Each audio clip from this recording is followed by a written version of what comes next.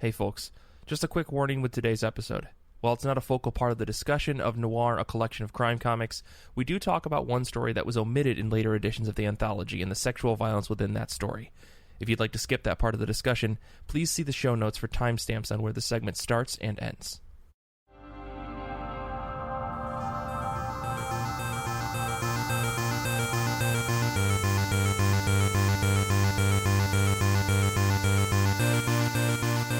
This is the I Read Comic Books podcast. I am your host, Mike Rappin. Joining me this week, a biscuit and a brisket, threatening me with a good time. I'm joined by Kait Lemire. Oh, no, well, now I'm hungry. And Nick White. I don't know what that means. I am offended regardless. Well, this is episode 275 of I Read Comic Books. I am very excited to have both of you on the show. Before we get into things and talk about our Goodreads Book of the Month, I do have to ask you guys a legally mandated question. But even before that, I want to say thank you to everyone who voted on March's Goodreads Book of the Month. The winner for this month, according to the votes that we have as of February 28th, I'm pretty sure it's not going to change. Superman Smashes the Klan by Jean Luing Wang Yang and Gurihu. I'm totally butchering those names. I'm sorry. But Superman Smashes the Klan is what we're going to be reading for March. I'm very excited to talk about it at the end of the month. But let's get into things. Let's talk about comic books. So let me ask those questions. How have you been? How have comic books been? Let's start with you, Nick. I've been good. It's been a busy weekend. A lot of tabletop RPG stuff. A lot of reading in preparation for this show. Things have been good. In terms of the reading this week, if there was sort of an overall theme, it would be, hey, Nick, are you open to like growing and expanding as a comic book reader? You know what? No, fuck you. I'm going to read what I want. And it's just going to be Nick's little corner that he's already carved out. And so in regards to that, I read the last issue of Skulldigger, Skeleton Boy number 6. I really don't have a whole lot to say about this book. It's written by Jeff Lemire. Surprise, again. I said it's Nick's little corner. Jeff Lemire reigns supreme in that little corner. Tansy Zanjic on art, Steve Wands on letters. I really don't understand why this book isn't getting more attention. I honestly do think it is one of the best Black Hammer miniseries, which is, that's high praise considering you've got other books like Dr. Star, and what was the other one? I mean, Dr. Star is obviously, for me, probably like the best one / the saddest one / the best saddest one. So this really belongs up there as well. I think Zanjic put him on my list of severely underrated artists, which at this point is probably about 750 people long at this point. So yeah. I think there's more people on the underrated artist list, say that 5 times fast, for me, than there are people that I would consider just not underrated. Anyway, I think Zanjic doesn't get a lot of attention. I think that's because he sort of just really does Dark Horse books, and for better or for worse, if you're just largely doing Dark Horse, you're not gonna like have your work in like front of as many pairs of eyeballs as if you worked at the big two. That's just the way it is. But his Lobster Johnson work is absolutely stellar.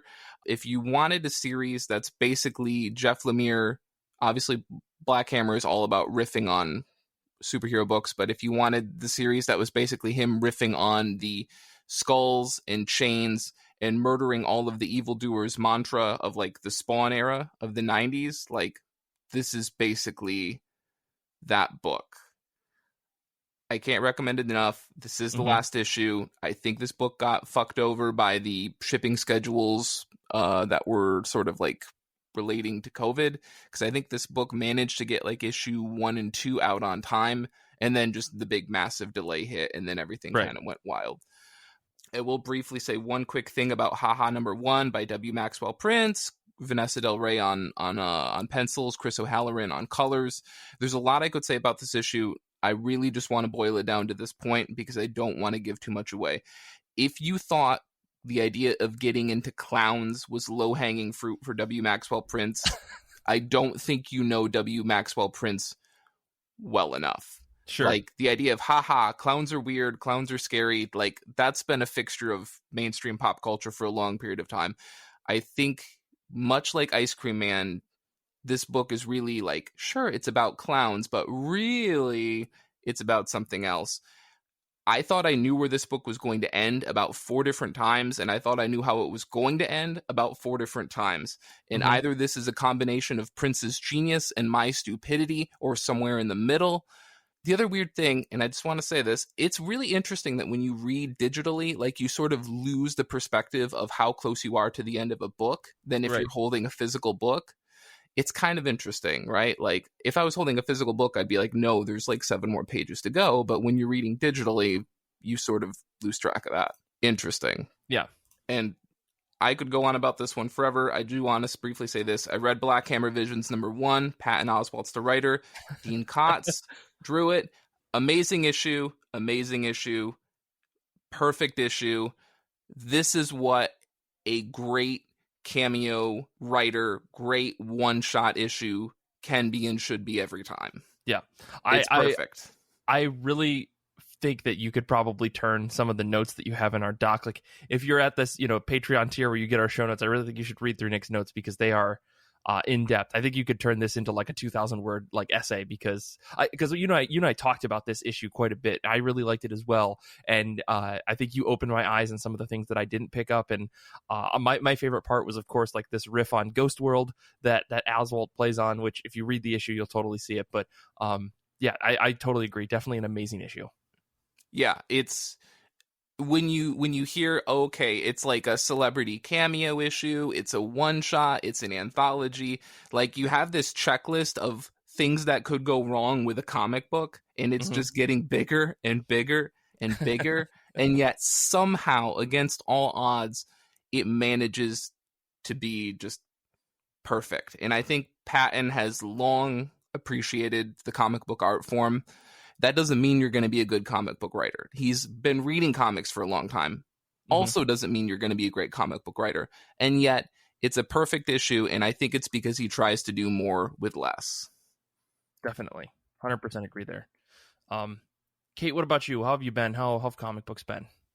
Good. I've read a couple of books lately, and I want to talk about a few of them. The first is The End of Summer by Tilly Walden, and according to the afterword, this was her first published book. As usual, the art is beautiful. Yeah. There's soft world building. There's like a soft sadness to the whole story, and really strong like positive emotions like love for one another between the characters.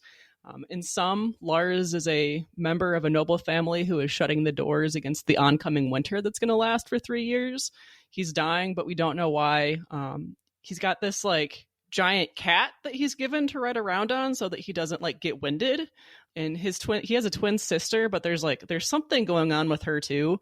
And then he's got a bunch of other brothers and sisters. So it was kind of hard to tell people apart. And even though this book is very short, it did take me a little while to read it because I kept like flipping back and being like, okay, this guy's pants has a pattern on it. So this is the older brother. There's a lot of like bummer things that happen in this book, and it is ultimately a tragedy. It kind of slips into this tragedy so subtly and so organically that it kind of feels literary in a way. And it could be a retelling of a Shakespeare story, just like the pacing of what happens. But as far as I can tell, it's not. It's just its own story.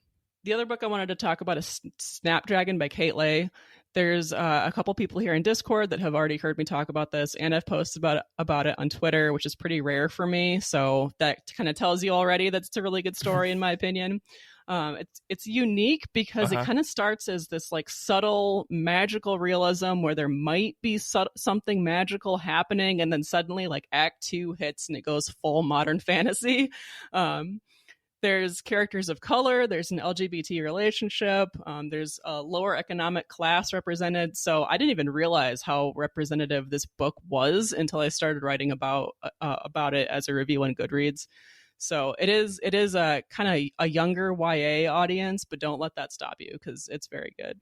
Yeah, just the cover alone looks really fun, but it looks to me like it's just going to be like, oh, here's a teenager having fun, but you're telling me that it goes like full fantasy in the second half, so yeah. That enough has me excited. I feel like I need to actually get into a lot of like Cat Lay's work. I haven't picked up anything that they've done, so I just need to do it. Just need one day. I need to stop reading books that make me cry and instead read books that are going to make me not cry as hard, I guess. Cry in a happy way. Cry in a happy way, yes. Well, for me this week, I read a bunch of stuff. I got to a bunch of single issues. I read way too much Hikaru no Go because I was behind, and then I was just excited, and so I kept reading.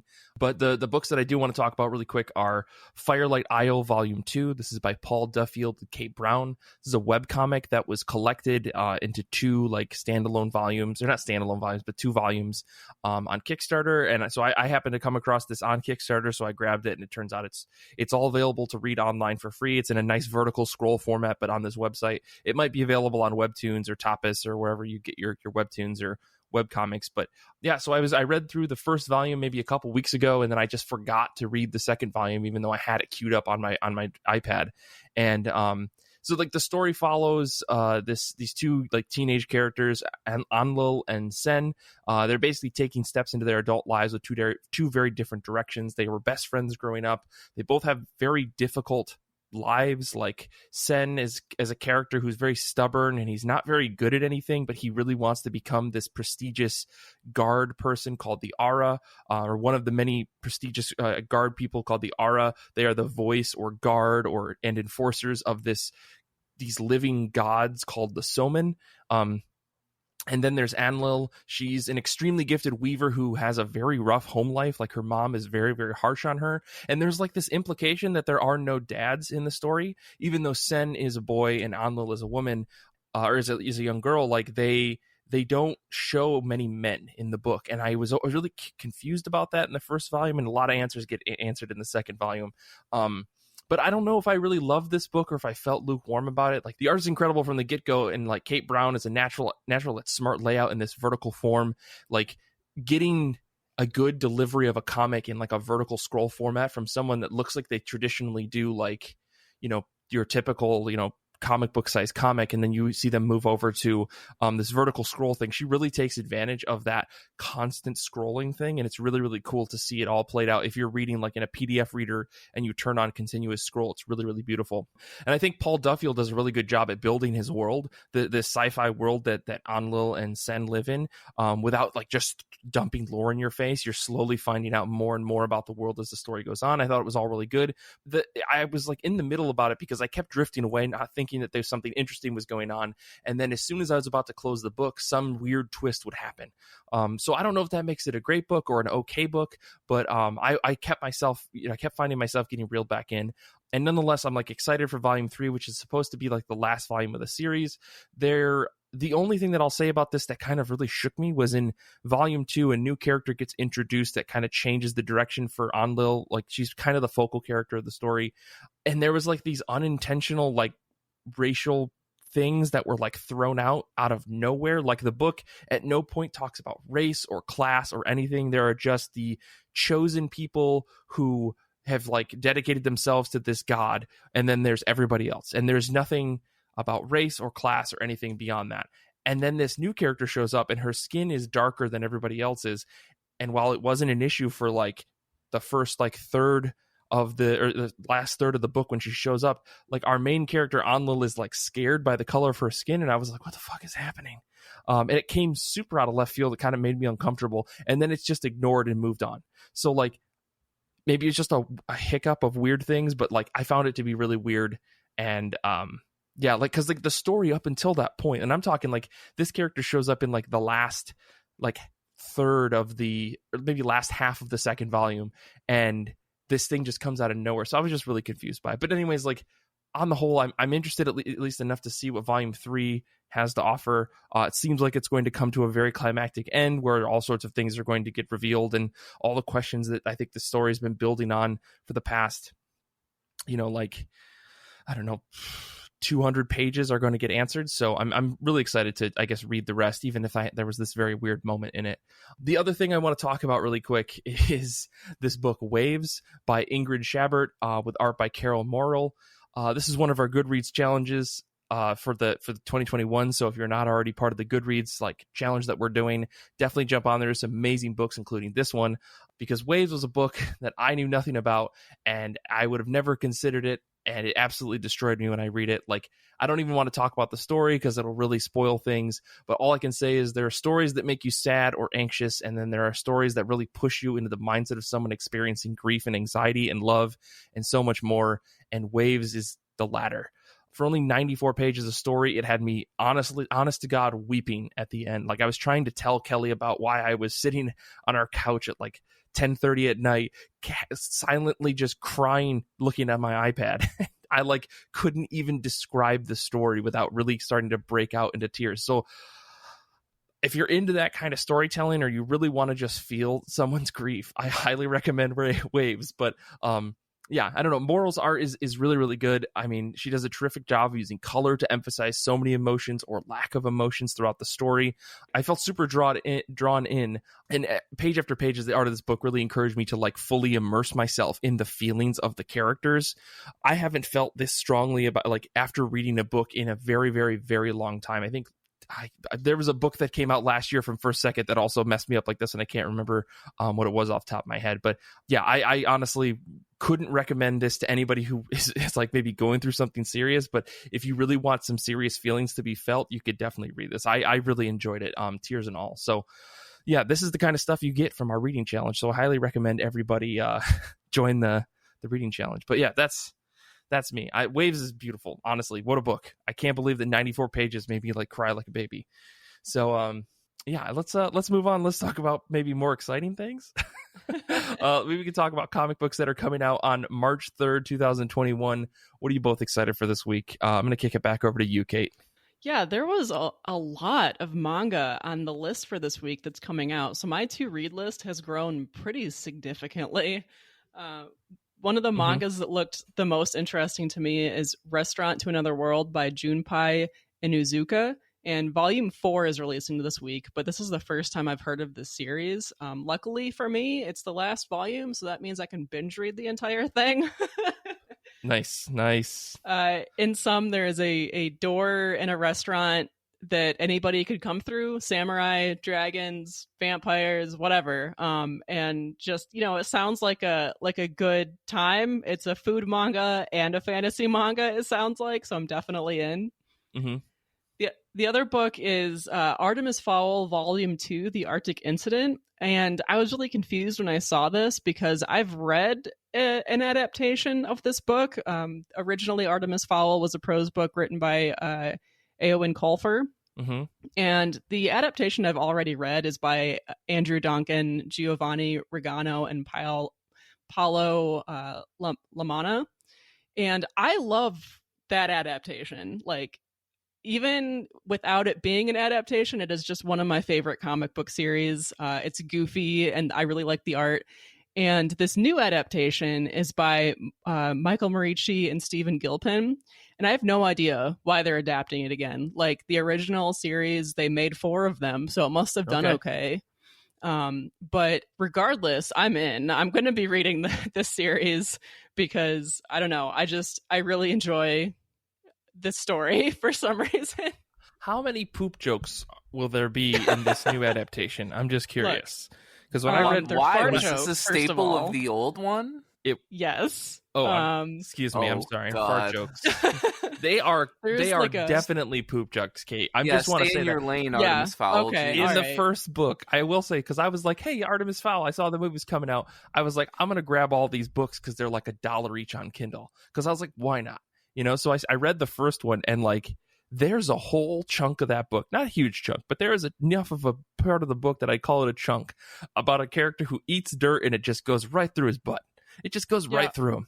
I know. Didn't these books originally come out when we were like in middle school? I know, yes. aimed at Were they children. for middle I'm not trying to yes. give you And I'm shit, not saying people should or shouldn't read it based on that. All I'm saying is based on the original target audience, right? Some of these things add up, right? I mean, yes, absolutely. Yeah, that's absolutely. all I'm saying. Yes. No judgment if you like or dislike or whatever this book. I have no horse in this race. Sure. I mean, it makes sense, right? Like, didn't the Disney Plus movie just come out? So arguably they're just trying to do a higher profile adaptation. and my guess. Marechi is pretty high profile. He's getting up there. Yeah. I like this because it's another like modern fantasy, and there's one of the main characters is female and she's a fairy and she's like also some kind of detective. It just really like it's got all these pieces to it that I really enjoy. But yeah, it's definitely for like middle school boys. Like, no, don't get me wrong, Kate. I will agree. Like, a lot of that stuff definitely hooked me into the point where I was like, maybe I'll read the next one. I just like.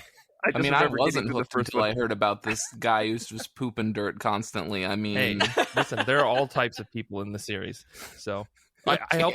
I hope that you enjoy this next one. Is what I'm saying. I'm guessing because this is an adaptation of the second book that's already come out, right? Yeah, I haven't read the first adaptation by this team, but I'm definitely going to look it up if it's already out there. Mm-hmm. Cool. Nick, what about you? What are you excited for this week? I decided to go super edgy, and I went with one of the Yes, I'd Like to Buy a Vowel books, aka BRZRKR, and that's BRZRKR. And I wish everyone could have seen me struggling to retype the title of this book about 7 times. It was a real slog. I'm actually still in the process of getting it right now. So BRZRKR number 1 is co-written by Matt Kindt and Keanu Reeves.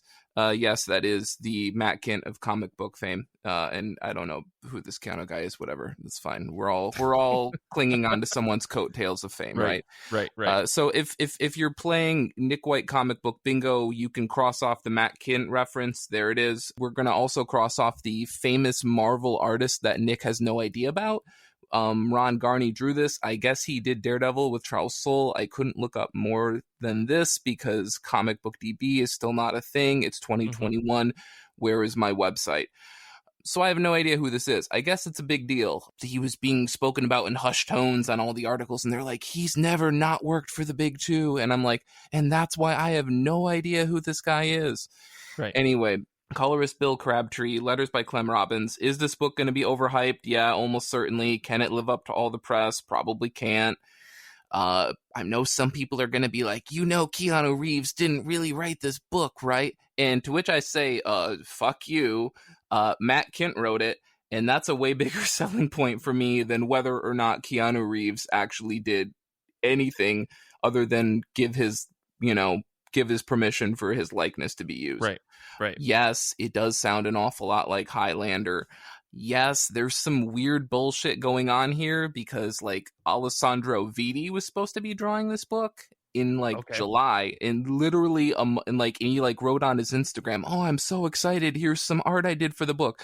Literally a month later, Boom Comics is like, "Hey, Ron Garney is joining this book. By the way, we're not going to have a discussion about why." So very weird. There's a lot of drama involved with this book. Obviously, I think they just wanted someone more high profile. Let me give you this. The summary is: the man known only as BRZRKR is half mortal and half god, cursed and compelled to violence even at the sacrifice of his sanity. So we know he's cool. But after wandering the world for centuries, BRZRKR may have finally found a refuge, working for the U.S. government to fight the battles too violent and too dangerous for anyone else. In exchange, BRZRKR will be granted the one thing he desires: the truth about his endless blood-soaked existence and how to end it. Again, he's cool. It's established. Yeah, it feels like Eternal Warrior meets Bloodshot, basically. This book is 12 issues. It was set to debut in October of 2020, but was pushed back largely because of the artist shift. Obviously, some people know there's a big controversy involved in this book because of all of the shit involving Kickstarter.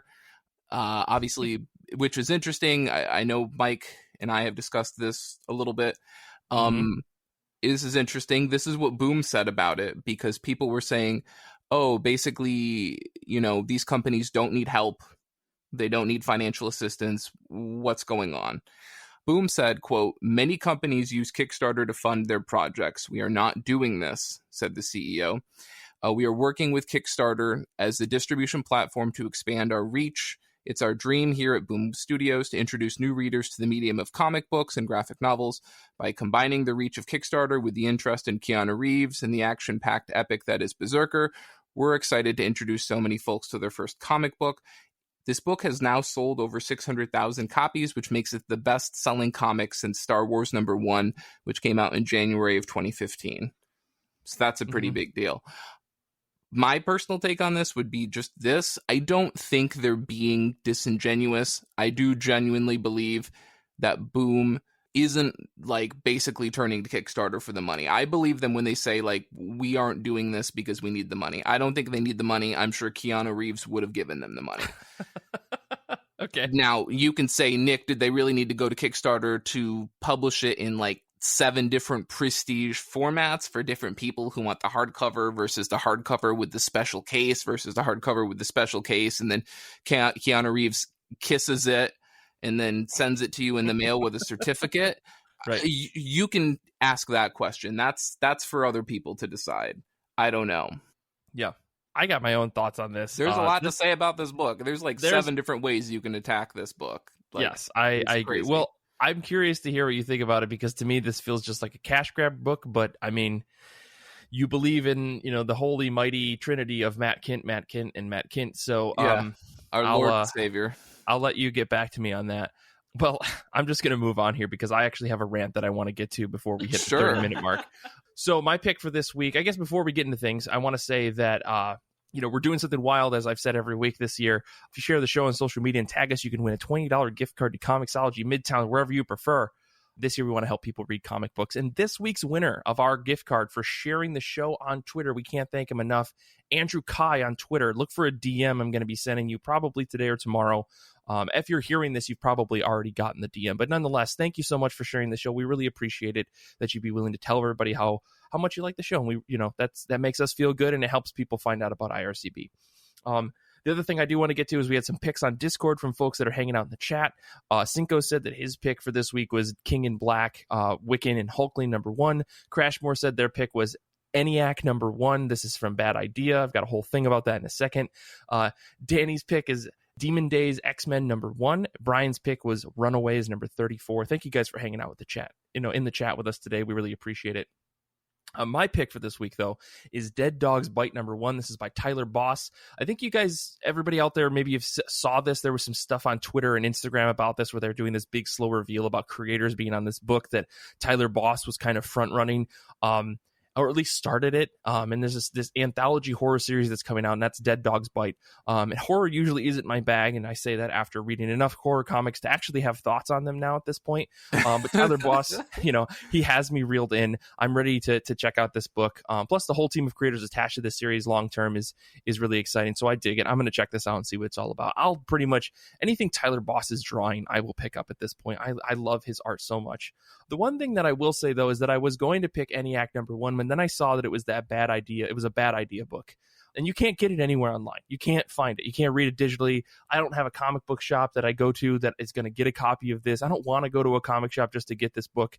And because to me, this is all stupid. This Bad Idea thing, every time I hear about it, just rubs me the wrong way. Like, I just am frustrated by this idea of you can only get this book at certain stores if you pre-ordered it and they have a deal with the shop. And I keep seeing comments online from people that are like, oh yeah, my shop had a deal with them, but apparently it's really hard to get copies of this book.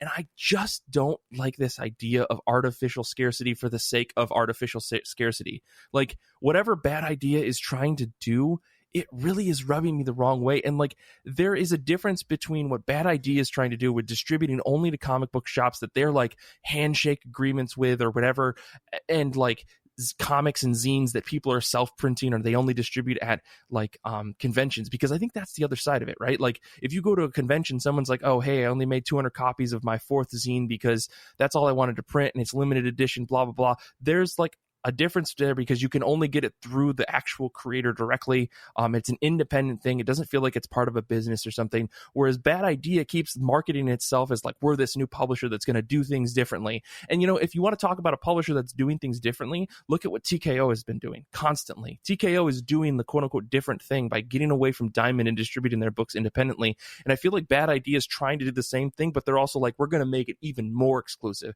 We're going to put it behind an even bigger gatekeeping wall. Like, I just keep getting thrown off about this because I think all of their stuff sounds really, really cool. I want to read all of it, but they're making it so hard for me to actually do that. It's ridiculous. It makes me wish that sites like League of Comic Geeks would classify it as something that's not available in most shops. And this isn't the only example of that. There's stuff that came out from AWA that's only available if you pre-ordered it through like this weird mechanism, like a book that I talked about that I think was called 2020. Number one, I wanted to read that book, and then I found out after the fact that you could only have gotten it if you like pre-ordered it and there's no digital way to get it, and it kind of like rubs me the wrong way. But like at the end of the day, I just wish that like if you're going to say that this comic book is available for everyone, then actually make it available to people for people to buy. Otherwise you should be put in a special section to say this is not going to be easy to get, and just so people know. I don't know, it just frustrates me. Like even Kickstarter books, right, like this BRZRKR that Nick is getting, or Noctera that's coming out this week from Scott Snyder and I think Greg Capullo. Like I think it's those Tony books S. are Daniel. Or excuse me, Tony S. Daniels, thank you. Like those books are getting regular and physical, like or digital and physical distribution, like through Diamond or through wherever distribution or system that's available. And I know that like these companies like Bad Idea and TKO are trying to get away from Diamond, but like, why are you making it harder for people to read your books? It seems like the easy, and obviously there aren't any like surefire 100% fix all solution answers, but like if you want to at least do something more shop centered, just have a staggered release and give it to digital like 2 weeks later. I would be okay with that. That would be fine. This is this whole Bad Idea thing feels like a whole like Andy Kaufman like sort of routine where you keep waiting for him to break like as he keeps going, and then we're going to make sure that you have to, it's only going to be in 100 shops, and you have to give us $200 up front, and then you have to agree to this, and then you have to fill out this survey, and you keep waiting for it to be a joke, and then for them to be like, yeah, I'm not fucking, like, this is not a whole fucking bit. Mm-hmm. Like, we're going to let people read it digitally, but, like, that hasn't happened, and I'm now quite convinced it won't. And it just makes me so sad, because Bad Idea is basically where Dinesh Shamdasani left and went to after Valiant, and took a lot of really solid Valiant artists with him. And so it makes me really sad that I can't go read like Luis LaRosa's next book. Like, and I don't want to jump through the 17 hoops that are on fire, you know, and you know, I think this all springs back to, then Mike, you don't have to read it, and that's fine. You know what? I totally get it, but I just don't like the idea that this sets off, like, people are getting excited about this thing that to me seems like just another mechanism to keep people out of comic books. And that to me is the most frustrating part. Some like, people don't live near a shop. It's just the fucking truth, and full stop. That's it. Yeah. So I don't know. I wanted to rant about it because it's frustrating me, because I think that comics are for everybody, and this is definitely saying no, comic books are only for some people who have access to these specific things. And as soon as you start putting barriers up around people that isn't just price, then it starts to get really nasty to me. So anyways, let's go into the break fucking mad as hell. Let's do it. I'm gonna get off my soapbox here, and thanks for listening to me. We'll be back in just a second. We're gonna talk about this week's Goodreads Book of the Month, which is a very, very interesting read. So we'll be back in just a second.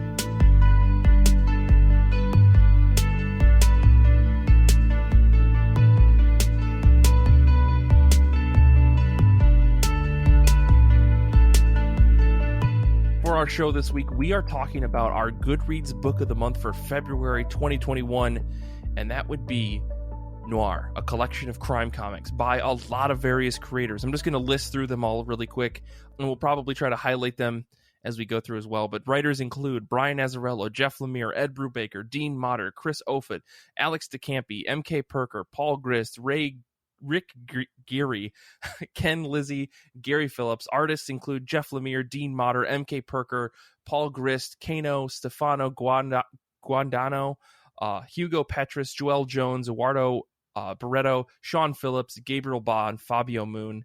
This book is all over the place. If you didn't get a chance to read it, we're going to jump into it in full spoilers discussion about this. It's a series of short stories. Our theme for this month was anthologies. I'm really excited to talk about this because it seems like overall everybody hates Noir. So, Kait, Nick. No, that's a bit of an exaggeration there. I don't think that everybody hates noir. I just think that it's really hard to deliver a solid noir story in 8 to 10 pages.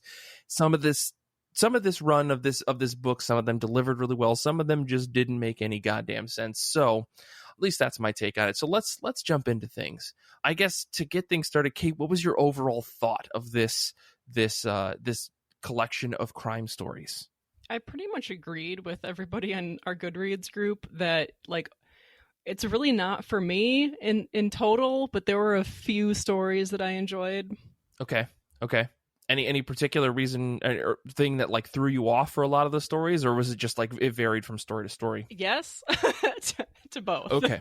I just feel like crime stories are, dark and gritty. They can be violent. They're a little bit sexist. Not every story in this one was, but some stories were very sexist. And yeah, I feel like this anthology does kind of incorporate a bit of every element that I've seen in the few crime books that I've read, which again, not very many. And it just kind of confirms that this genre really isn't for me. Yeah, I can understand that. Nick, what about you? What were your overall thoughts on this? I guess one of the fun things about an anthology, right, is that when you're done, that like primordial human instinct to want to like rank things and like be like, these are the good ones, these are the bad ones, these are the okay ones, like it kicks in. It's like it's in full effect, right? Right. And that's what we're going to do here today. And that's what we're going to do here today. We are BuzzFeed. This will be a listicle. We are not going to break the mold. Exactly. So I think that's going on here. I think beyond that, yeah, it does kind of get into some deeper questions of like, what is noir? What isn't noir? And I think with some of the stories, when you finish them, or at least for me, I was like, gosh, maybe this felt like noir, maybe this didn't. But then also maybe this kind of expands the idea of noir. And there's like one or two stories that we'll get into that I think for me, you can either say they're not noir and they don't belong, or they're kind of expanding the idea and that maybe we should be okay with them because they give the genre a broader spectrum to exist on. Sure.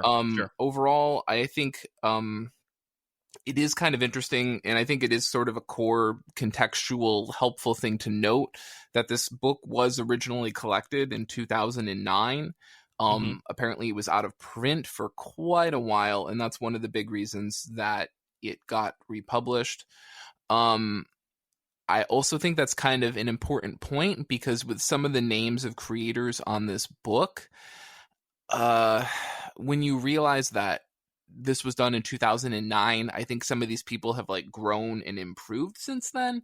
And if you're looking on this work, expecting like the caliber of their work that maybe they're producing in 2020, 2021, with some of these people, it's not on that level. And we'll get into that, but that's just like, that's human growth. That's, artistic growth. It's going to happen. Yeah.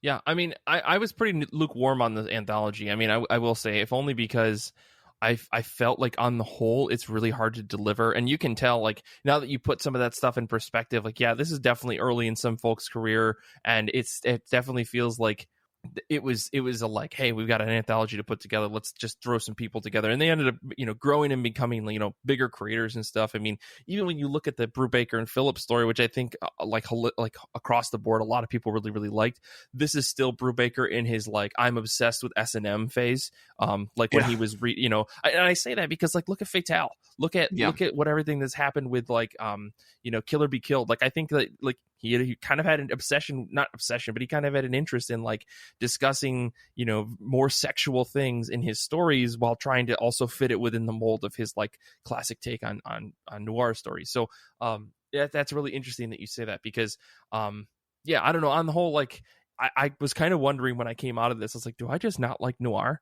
Do I just not like stories that are just 1-2 beats?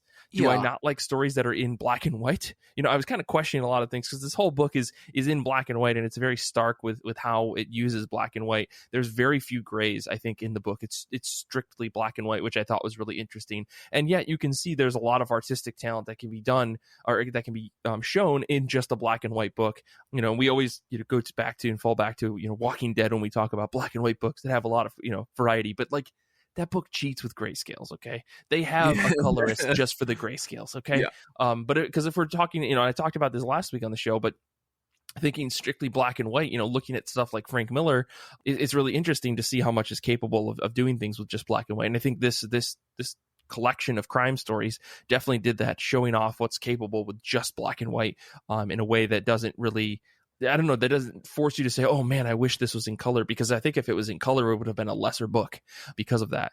Instead, trying to hold to that grit of the black and white color palette really, really sold this book for me when the stories hit.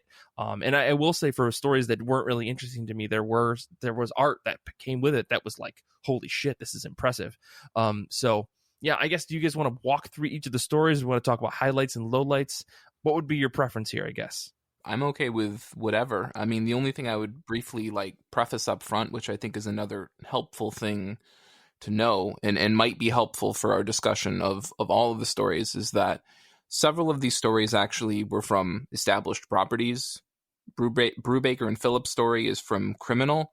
Dean Motter's story is from his Mr. X book, which he had just rebooted the year before this collection came out at Dark Horse, so not a coincidence.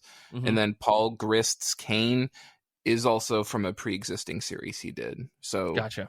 Just something that's kind of interesting and helpful to know before going into all of those. So yeah, I guess I'm not necessarily posing. Let's go through highlights and lowlights for us, because I think if you want to read through this whole series, I'm sure everybody will have their own opinion on these. But I guess, Kate, what was one of the stories that really, really worked for you in this collection? I liked The Old Silo by Jeff Lemire. I know that he's got an art style that takes some time to appreciate, but I've spent enough time with Jeff Lemire's work now, including the things that he's illustrated himself, that now I do appreciate his artwork. And this was, a little bit earlier than some of his other work that I've read, but I mean, it still worked for me. It's still his distinctive style. And as for the story, it's pretty straightforward and kind of down homey. His Essex County, Canada homestead stories. This was another one. It was just darker. And I really appreciated the simplicity of that. It's not a complex setting. There's no twist at the end, really. I did wonder, because it's got this elderly man who kills, or he perhaps allows another man to die who has a lot of money, or possibly he kills them. It's unclear.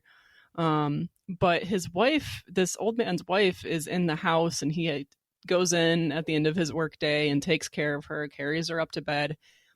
She might be dead. She doesn't blink. She doesn't say anything. She doesn't move. I never thought about that. Yeah, I didn't either. That's wild. Yeah, for me, the only real kind of twist was, did he let him die, or did he kill him? And that's kind of, I think my issue with this book was that, this story was that little did he, didn't he moment, it didn't let the reader have more time to sort of think about that, or to sort of give you other misdirects in terms of, oh, well, maybe he did, maybe he didn't.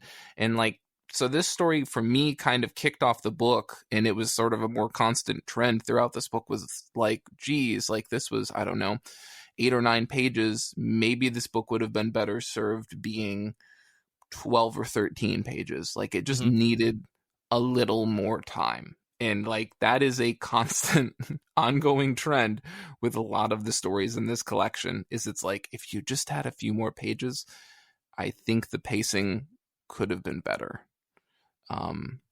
Yeah. And Lemire's work here, even compared to Sweet Tooth, which had come out the exact same year. This was 1 year after Essex County, in the same year as Sweet Tooth. The pencils feel a little looser than even what we were seeing with Sweet Tooth, which, I mean, maybe if you're being asked to draw 8 pages for an anthology, and then on the other side, you're doing a flagship book for DC, obviously there are priorities there, right? Technically, it was for Vertigo, so... Yeah. All right, I'm just go ahead, take my real comic book fan certificate. Let's go shred it. Well, no, I think Kate, I think a lot of other people agreed with you. I think the Jeff Lemire book or story definitely worked in this. I mean, I wasn't a fan of this one because I think I had the same problem that Nick did. I think this needed like another 2 pages or something. But like, I don't know. There's a whole thought about this. I guess before, I don't want to necessarily dig right into like the low lights of this book. So, Nick, what was one of your highlights of this book? So I think this one was a little bit polarizing, but one that I would briefly say I thought was kind of like The New Me by Gary Phillips with art by Eduardo Barreto. Like, there's some wild stuff going on here. This is the book about the lady who joins a gym, wants to get in shape. Mm-hmm. She's interacting on a daily basis with this trainer who seems like he really wants to help her, but he also seems like he's maybe, not the most trustworthy guy. It seems like he's, maybe having relationships or whatever with all of the women at this place. There's definitely, yeah. I mean, I'm saying at the outset, right? She's kind of wondering, right? Obviously, we know as the story goes on that that's clearly what's happening. And yeah, there's some like not great stuff in this, and Kate rightly pointed that out in terms of, there's some unrealistic things that may be reflected and seemingly reflected, the fact that there wasn't a woman working on this book or giving input. The twist ending for me, I went back and forth on the idea that you find out that like her husband's ill and they're basically creating this machine to do a consciousness transfer between bodies. I guess for me, I was so sick of the gritty, like, oh, this is a tough world and a tough city, and at the end, the main character gets murdered, Noir, that, like, having this absolutely fucking bonkers out of left field ending for me, I was like, fine.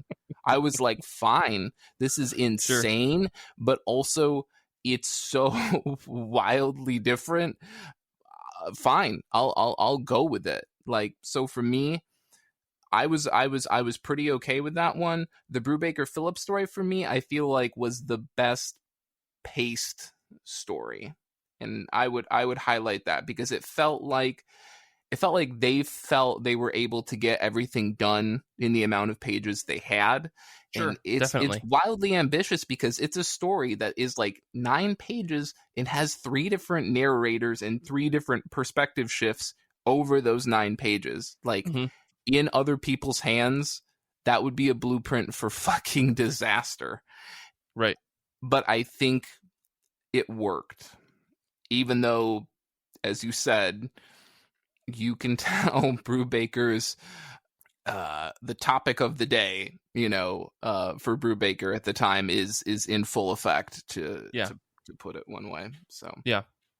That's, I mean, I kind of noted in some of my notes that there was like Blood on My Hands, which is by Rick Geary, kind of reminded me of like a Twilight Zone episode, which I wasn't mad about. Which if I don't have the, it was about a guy who gets a job. I don't remember. I just wrote notes and I did not describe anything. But like I said that the New Me, which is about, this woman with the body swap thing. I felt like the sci-fi twist didn't make it noir, but also like it wasn't bad. It just felt like a Twilight Zone episode rather than actual noir, to which like, is Twilight Zone noir? Again, this is where I'm coming out of this collection of just like, do I not understand what this genre is? Right. No, absolutely. Right. So yeah, it's interesting that you like that one, because I feel like that some other folks on the Discord, or excuse me, on the Goodreads were not a fan of that. The sudden sci-fi twist at the end.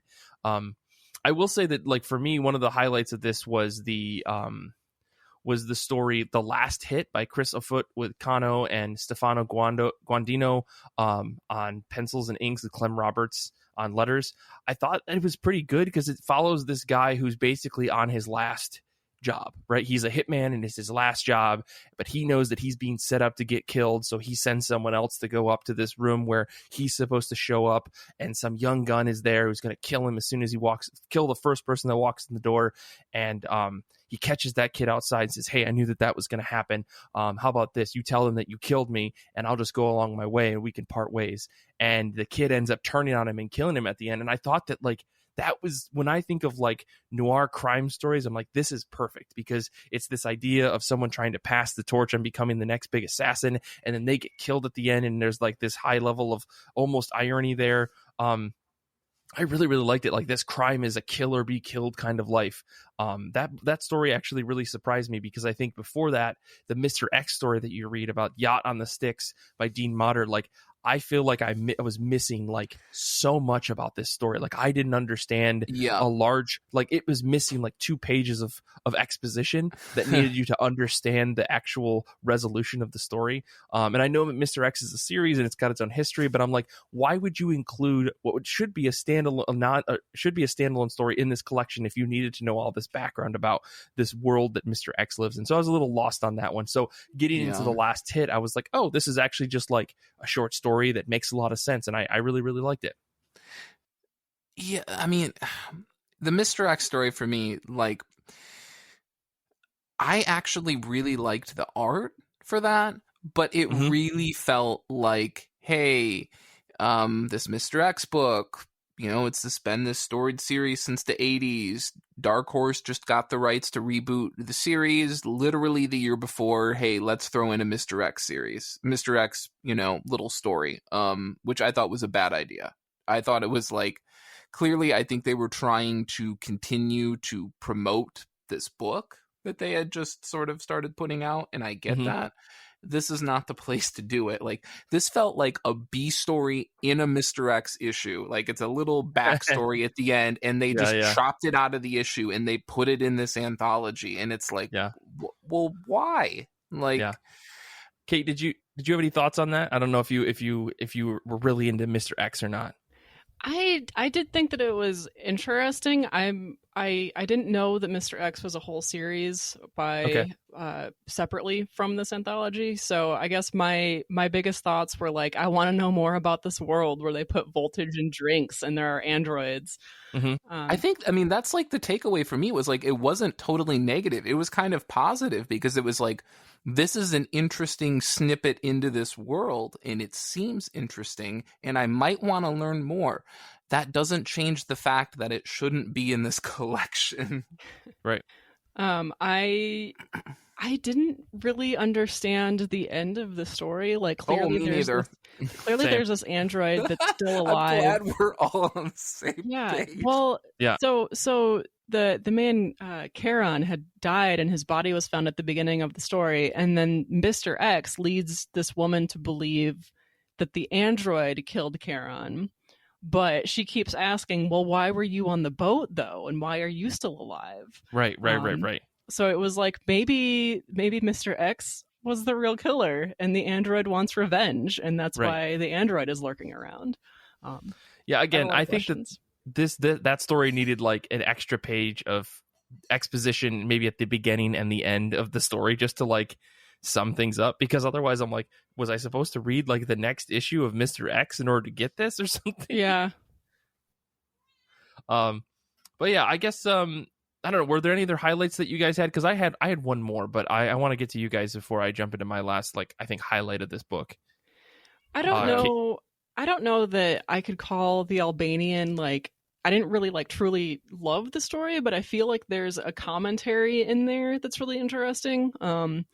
First of all, like, all of the Albanian himself, who was working as a janitor, and the murderer that he runs into, who's murdering all the people in this building, they both mentioned that they were in military service. And so I'm like, I feel like this is partially a commentary on how our veterans need more support when they come back to the States. And also the end of the book has the Albanian going home with this toy that the murderer was holding and talking to when he killed himself. And this guy puts this toy in his kid's bed. So and then the wife says something about, you didn't steal it, did you? So I feel like there's something else in there about like maybe just like this guy was a victim, but that doesn't mean that he doesn't also have a criminal background, or something in a gray area like that I didn't quite grasp, but it's there. Yeah. Again, that one felt like there was a missing page or something. Like we needed a flashback of just like unspoken, just whatever. Like give us a page of him being like a petty criminal or something like that. Because in my mind, that story was like, man sees grisly crime, goes home, goes to bed. Like what? Which I actually kind of liked in that way, in a weird way. I mean, doesn't his wife say something like, she intimates that he had a history in Albania. He had a history like I think it's literally the closing line of the issue is that he had some sort of history, and so I don't know. So I don't know either. But yeah, I guess nothing wrong with liking that story. I just felt like it was an interesting story. It felt like it needed another page. Because I thought that it was a beautifully drawn story. I thought it was really interesting. Just like there was something grisly clearly going on. It just like it was missing a step. That's all. Nick, was there another story that you liked in this one that you wanted to talk about? Sure. I mean, I don't know if I'd say. I mean, there's definitely another story I want to talk about, but it's not because I liked it. Let me ask you this, Mike. Was the last story you wanted to talk about the Azzarello or the DeCampi? Because I'm sure it's one of them. Well, no, the ones that I liked, I actually wanted to talk about the one that featured Joelle Jones's art for the 2 pages that were in it, sure. Even though it was all prose. But I don't know if you had one that was like a highlight for you before we go into lowlights on this. Okay. I would say, honestly, I actually liked the Kane the card player story, and it seems like nobody else did.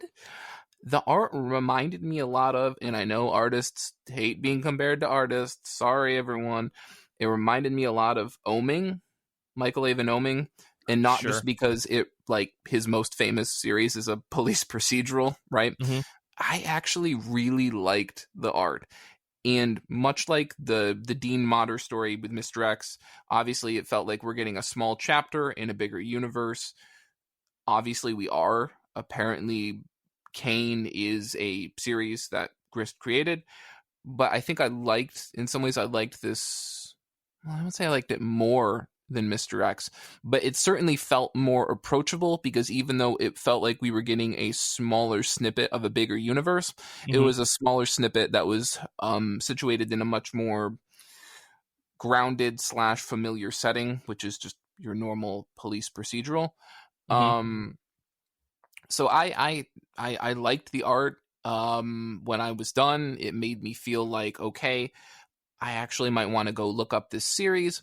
And then unlike Mr. X, this story still kind of felt like for me, like it could stand on its own, and it did tonally fit in this collection better than, say, Mr. X did. So I kind of liked it for that reason. Yeah, I thought it could have been a bigger story. Like I didn't realize this was an actual series, so I could definitely see this being a bigger story. My biggest complaint is that, like with some exceptions, a lot of the characters were samey, and it felt like, I don't know, it ended abruptly. But maybe that's Noir. It's Chinatown, and then whatever. And so I don't know. Maybe that's just me. But yeah, I could see this being a bigger story. Like I think there was definitely enough to kick this off into a bigger world and to see more about it. So I totally understand that. My last highlight would have been the Trustworthy by Ken Lizzie and Joelle Jones. Like I feel like this story works in a classic way. Like it hits every single trope that I would think of in like a noir story, like hologram and duffel bag trope. Yes, yeah, classic. I mean, like with the sci-fi thing aside, I mean, like you replace a hologram with like dummy paper or something like that, and the story still works, right? It only works though because it's prose, because I don't think you could have told this story in 8 pages, right? No, Instead, absolutely not. We get a full 3-act structure of twists and turns, and we get, there's a guy and he meets a beautiful woman, and the beautiful woman comes home with him, and blah blah. It's all these like sexist classic tropes that you would expect in noir stories. And it turns out that she was working for the wrong person. Now that wrong person is going to come, get her, and she's like, oh, but why don't you go do this for me? He'll understand. And then push comes to shove, and people are turning on people. Oh, it looks like she left with the money. Turns out he has the money. Like, it all works. I think it, like, if we're trying to say what is a classic noir story, like this one hits it, and the twist is there's a hologram instead of something else, so I liked that one, but I don't think it could have been done in 8 pages. So maybe like an actual single issue comic book, maybe in like a 56 page, mini graphic novel, but definitely not beyond like in the 8 pages that they allowed, which is why the prose worked for me. So yeah, the thing about that book that I enjoyed was that he was like a middle management corporate drone who, made a play when he had the opportunity in his hands to do it. And I feel like most of the time that at least in what I've read, there is always some kind of like, he has a criminal background already, or, he's already connected to the criminal underground in some way, or like, there's some reason to think that he would succeed when he has no experience with this. And this guy, as far as we know, does not have any experience with crime, and he still succeeds, which I thought was original. I thought Kait was like trying to project about her own work or something like that. She's like, you're just middle management. You're just sitting there bored every day. And then an opportunity comes along. And I'm like, Kait, what are you saying? What are you saying? This will go on the air in a couple days. Like, maybe don't. Kate's just saying that, if you don't have a criminal record and you want to start a life of crime, just do it right the first time. Kate's just saying you only have one shot. Do not miss your chance. Yeah. Yeah. So, Jesus. So I guess, before we get into some lowlights, I do want to talk about some of the folks on Goodreads who commented some things. Nancy, I think, read the original edition of this, and she said, while not bad as a whole, the first story was terrible and disturbing. I really wish a warning had been given. Do you guys know what this other story was that was originally in this book that was not available in the Hoopla edition that I read? No. I read the Comixology new version. Yeah. Somebody else in Goodreads kind of summarized it, where it was like a girl had been kidnapped to be raped, and even though she wasn't raped, a rape did happen. So it was very disturbing. Okay. And none of us knew about that. Yeah, well, I guess I'm sorry if you read that, because that, Jesus, that's a lot. Lemire is a very different tone to take. Yeah, and I think I saw like there was another comment from someone that was like, well, I was really surprised that people said they hated the first story, because for me it was Jeff Lemire's story and I thought it was pretty good. Yeah. Yeah. Lenny also comments that, even though there's a lot of talent in this book, it's a lot of white male talent, and that was disappointing to me. Maybe that's a part of why so many of these stories felt standard. I definitely can understand that. I mean, like, this book was made like 11 years ago, and that's not an excuse for like the lack of diverse talent in this book. And so it's kind of a disappointment to see. Like, I'm excited for, there's a Kickstarter book that I actually backed called Noir is the New Black, and it's a series that is created by all like Black authors and creators and stuff, and I think I have a PDF of it, but it's all noir stories, but it's again created by people of color and stuff. So I'm really excited to read that now, I think, and try to compare this and say like, oh, this is definitely a different series of or different way of telling these kinds of stories. So definitely can agree with that, though, from what Lenny said. Yeah, I guess really quick before we wrap up here, what was the lowest of lights in this book for you guys? Oh boy. Nick, I guess we'll start with you. What was your low light? Like one of the low lights? Because again, I don't think these are all winner stories. Right. Okay. Hot take incoming, maybe. Okay. Especially because I think this is supposed to be the flagship story of this book that is supposed to be the most highly touted. It's the story that when I was reading up some background on this, one guy was like, oh yeah, I read this 10 years ago. I still think about this story every couple months or something. And I'm like, what the fuck happened to you? What is this? And it's the Azzarello story for me, honestly. I get the appeal. I get that it is, unless I massively understood this, it's a Dark Knight origin story, right? Oh yeah. But It's. it I was doesn't. like, how It is doesn't add up. Azzarello? How is Azzarello? I know it doesn't add up with any continuity that you know of Batman, but I'm No. like, Azzarello, come on, get off of the big two, write something fucking original, man. Yeah. Like I was so disappointed by that. No, it feels like fucking fan service, which is saying something because Azzarello already wrote. I say already, maybe it wasn't out at this point, but he already wrote Batman Noir. Like, it fucking exists as a book. It's already a thing. And then, as I said, when you think about it, I don't care which origin story you go with. I don't care if you consider this to be a new origin story. It doesn't make sense. It doesn't make sense unless I didn't understand it. That's me with any book. It doesn't make sense unless I didn't understand it. So this guy's a criminal. He's trying to cash in on this insurance scam. It's my understanding that the guy he's robbing is supposed to be in on it, right? Right. And he's supposed to hit him upside the head with the pistol. We intimate at one point that maybe he doesn't understand and he thinks that he's supposed to shoot him, maybe, but then this point is clarified and corrected by the person who sends him out on the job. He's just supposed to hit him upside the head. Mm-hmm.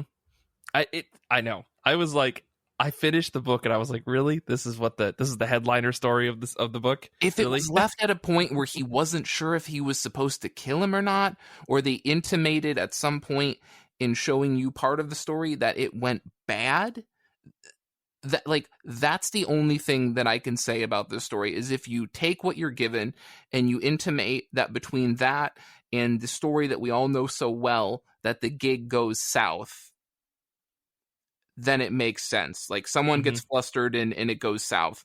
Fine. We have no indicator that happens. Yeah. So again, definitely. I'm not trying to get bent out of shape here. Clearly I am already, but it doesn't make sense. Yeah. Doesn't make sense. That's all I'll say. Kate, I don't know if you had any thoughts on that.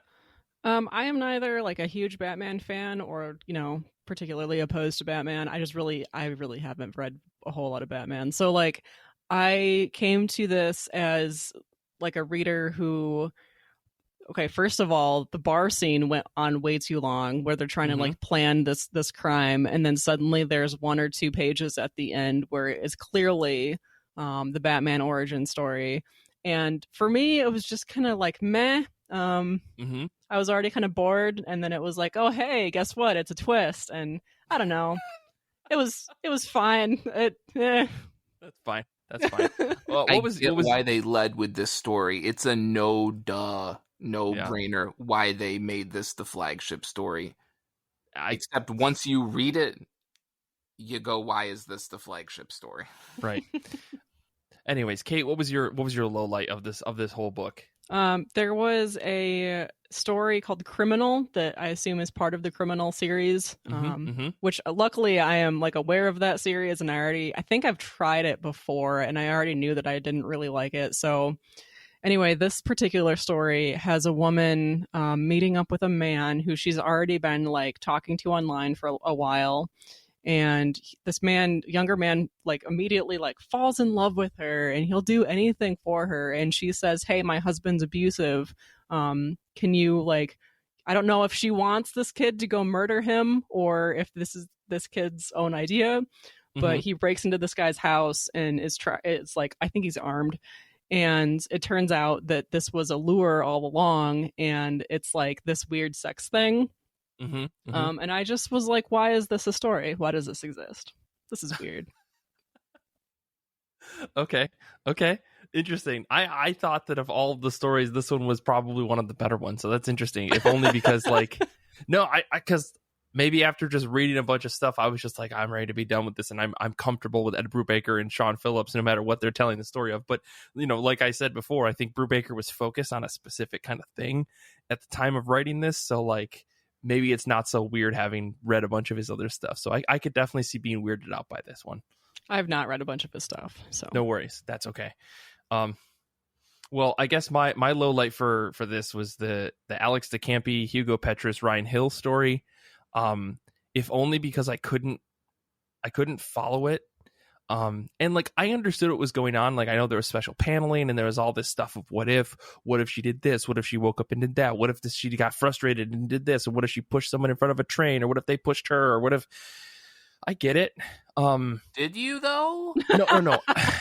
So I didn't follow it, right? I understood what the point of the story was, to ask the question of what if, and how grisly that can get in your head. Because you know what, I've been someone that's ridden on the subway before, and I get those thoughts in my head. What if this strange person that's walking behind me at the subway platform decides to just push my back really quick? What would I do? You know, I understand that. But I feel like that's more of a horror story, more of a thriller suspense story than it is a noir story. And even then, by the end, the last couple pages, I was like, what the fuck is happening? And if that's the point, then like, I don't know if that makes it a good comic book. So that was my frustration. I mean, there were some others that I wasn't a fan of, but I think that one was the one that I was kind of just like, I don't know. I don't think I can get behind this. I don't think I dig it. I don't think I like it. Nick, are you okay over there? Like, okay, so when I started the story, I totally agree with you. It was sort of this is a differentiation between what you think in your head versus what really happens, or the things you think about doing versus the things you actually end up doing, right? Mm-hmm. Like, I think there's sort of this, the title's called Fracture, right? So there's this break between reality and actuality. Reality and your thought process, or the things that you consider, or you know, whatever. I tried to use that as like a guidepost for the rest of the issue, and it just started breaking down. And this book's unwillingness to actually, and I get it, like, people don't need to lean on prose as a crutch all the time in comics, and sometimes we see that happens too much, but also sometimes I feel like a little would help. And all we get throughout this book, kind of, I believe, is this protagonist. I think sometimes she's saying like other people pushed people in front of the train and they're dead, and other times that like she did it and like other people won't believe her. And isn't that crazy that no one will believe her? And then you have like paths where other people are pushing other people, or paths where we believe that either she did it or she thought about doing it and now she's going to flee the country. Like it got to a point where I began to either, like, at first I was like, oh my gosh, I need to be reading. Like, I thought I had cracked the code, Michael, and I thought that you needed to read it vertically. Like, you read this set of panels vertically, and then you read the next set vertically. Sure. And then I thought maybe I need to read the book back to front, or front to, like, and then front to back, and that I was missing something there. Like, I thought I had cracked the code about 4 different times, and this book was just this story was just driving me nuts. And I then went on the internet, which was a mistake. We all know that. And I Googled this story, and anytime it came up, it was other people saying they didn't understand the story at all. So that just didn't help. Everyone else was like, what's going on with the story? And I'm like, you're supposed to tell me. Yeah. So I get it. We get it. I get it, Nick. I think like it definitely was a confusing story. And I think again, this is why it was my low light, because of all the stories, at least I could get through the rest of them. Whereas Fracture, I kind of I was confused. And I think that, like, in the last panel, what's the last panel? I don't know, Nick. I skipped past it because I was ready to just move on. I will say that by the end of it, I was not paying that much attention, because if I'm already lost 2 or 3 pages in, because there's no easy flow, or there's there's no easy way to follow the book. Like, you've already failed at step 1, right? Like, combination of writing and art. There's a whole thing. So anyways, those were the low lights. I don't know, how do you guys feel about the end of this? I guess, would you recommend this to somebody if they were saying, hey, I'm looking to read some noir stories? Kate, what's your thoughts? No. Okay. Maybe the first one. Maybe Lemire's. That's it. Okay. I like straightforward answers like that. I mean, Nick, what about you? Let me see if I can get a straightforward answer from you on this. Would you recommend this to someone if they were saying, hey, I wanted to read some noir stories? Honestly, I think the answer would be no. I think that there's some good stuff here, but it doesn't outweigh the stuff that I'm apathetic about, and the stuff that I just don't like. I think the fact that there are other books I could point people to doesn't help the situation. There's other and I would definitely point to. And on the Goodreads thread, you know, some folks did point out some noir comics that they thought did a much better job at delivering noir stories. Now, they weren't necessarily all anthologies. And again, I think that that's kind of the struggle line here, is that you have to deliver a concise, interesting, suspenseful noir story in 8 to 10 pages. And I think that that's incredibly hard, even for people like, you know, even when there are the stories that we did like and we thought worked, I think that they all would have been better if they were a little bit longer. Yeah. I just, that was, I think, the downfall of this entire anthology, is that maybe it wasn't long enough, or maybe the people needed more pages, or something like that. Maybe if they would remove the story to give everyone else an extra page or two, that would have helped a lot on the whole and made this a better anthology. So I don't know how these things work. Well, and I don't think Dark Horse was trying to be deceitful when they did this, and I don't know if there's a better way to do this, but when you show me the list of creators, like, without thinking about it, I'm going to immediately think about them as I think about them now. And when you tell me that this was them like 12 years ago, like, some of this stuff is just, you know, and again, like I said, like, can you blame people for being capable of artistic growth? No, but the stuff isn't as good as some of the stuff they're making now. And so in that regard, when there's a lot of these names on the cover, I can say, like, those people are amazing. Go read their new stuff. Right.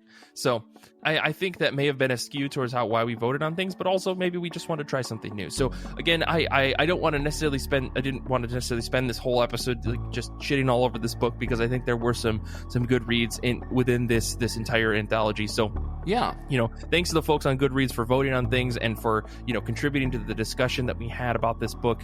I can't wait to read next month's Goodreads Book of the Month, which is going to be very exciting. So I guess to wrap everything up, I'll just drop some credits and we can call it good. You can follow us all on Twitter. You can follow Nick at Death Star Plans. You can follow Kait at KLFear, and you can follow me at Mike Rappin. And you can follow the show at IRCB Podcast, where I try to post things on Twitter and Instagram as often as I can.